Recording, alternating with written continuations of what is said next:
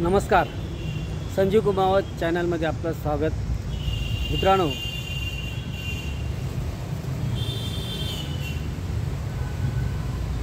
हे बघा, या झाडाची पानं आपण ओळखली असेल. मित्रांनो, हे झाड आहे अशोकाचं झाड.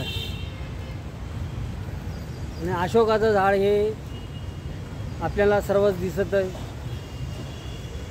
आपल्याला आपल्या गल्लीत दिसतं, रोडवर, आपल्या बगीच्यांमध्ये, गार्डनमध्ये, अशा बऱ्याच जागेवरती आपल्याला हे झाड सहजरीते दिसतं आपल्याला. पण आपण हे झाड फक्त एक शोचं झाड समजून त्याच्यावर दुर्लक्ष करतो. तर मित्रांनो, हे फक्त एक शोचं झाड नाही आहे. हे आयुर्वेद म्हणजे खूप आयुर्वेदीनं भरलेलं आहे. औषधी गुणधर्म भरपूर आहे याच्यामध्ये. इतकं हे उपयुक्त झाड आहे. तर मित्रांनो, चला आपण याचा उपयोग कसा करून घेता येईल त्याची माहिती घेऊया. त्याच्या अगोदर आपण जर कधी संजीव कुमावत ह्या चॅनलवर नवीन असल्यास लाईक करा, शेअर करा आणि ही माहिती आपल्या नातेवाईकांपर्यंत पोहोचावा, जेणेकरून कुठल्याही व्यक्तीला याचा उपयोग होऊ शकतो. तर मित्रांनो, हा जो संजीव कुमार चॅनल जो चालू केलेला आहे, हा कुठल्याही प्रसिद्धीसाठी न करता आपण रोगमुक्त व्हावं, आपल्याला वनस्पतीची माहिती भेटावं, हेच माझे प्रयत्न आहे. चला त्याच्या अगोदर तर आपण माहिती घेऊया अशोक झाडाची. तर मित्रांनो, रक्तिसार म्हणजे काही लोकांना संडासला गेल्यानंतर रक्त भरपूर प्रमाणात पडतं, त्याला रक्तिसार म्हटलं गेलं आहे. तर रक्तिसारामध्ये याचा उपयोग कसा करायचा?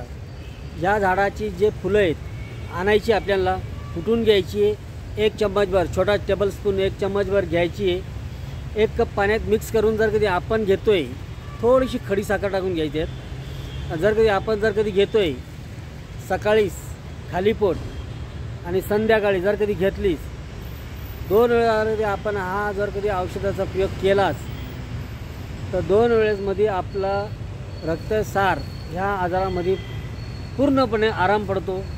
आणि हा लगातार आपण 2 ते 3 दिवस जर कधी हा प्रयोग करत गेलं तर पूर्ण हा आजार शांत होतो. म्हणजे हा त्रास आपल्याला परत उद्भवत नाही. तर आता याच्यानंतर दुसरा उपयोग याचा आला.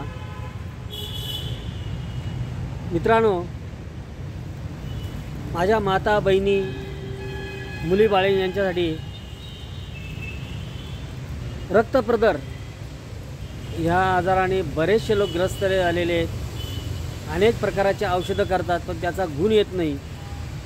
आणि आला तर पुन्हा तोच त्रास उद्भवतो. त्याच्यासाठी हा एकदम रामबाण उपाय. तर या झाडाचा उपयोग कसा करायचा?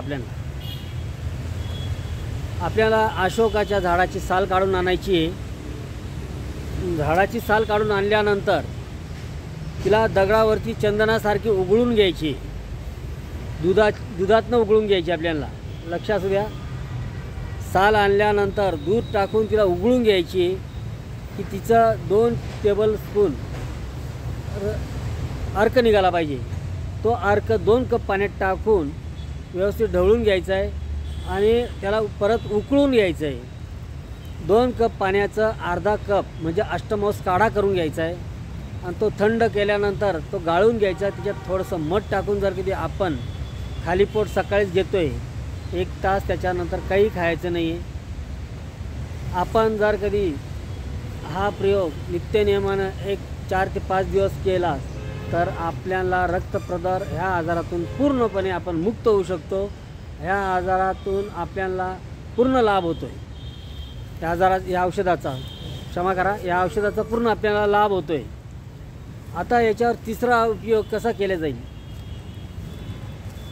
तिसरा उपयोग, बरेचसे माझे बंधू पुरुषत्व हे नष्ट होत चाललेले आहे. तर त्याच्यावर त्याचा उपयोग कसा केला जातो? त्याला कारणीभूत भरपूर आहे. खानपान आहे, आपल्याला चिंता आहे, टेन्शन भरपूर आहे, विचार भरपूर आपल्या डोक्यात असतात. जीवनशैलीसुद्धा आपल्याला खूप वेगळी झालेली आहे.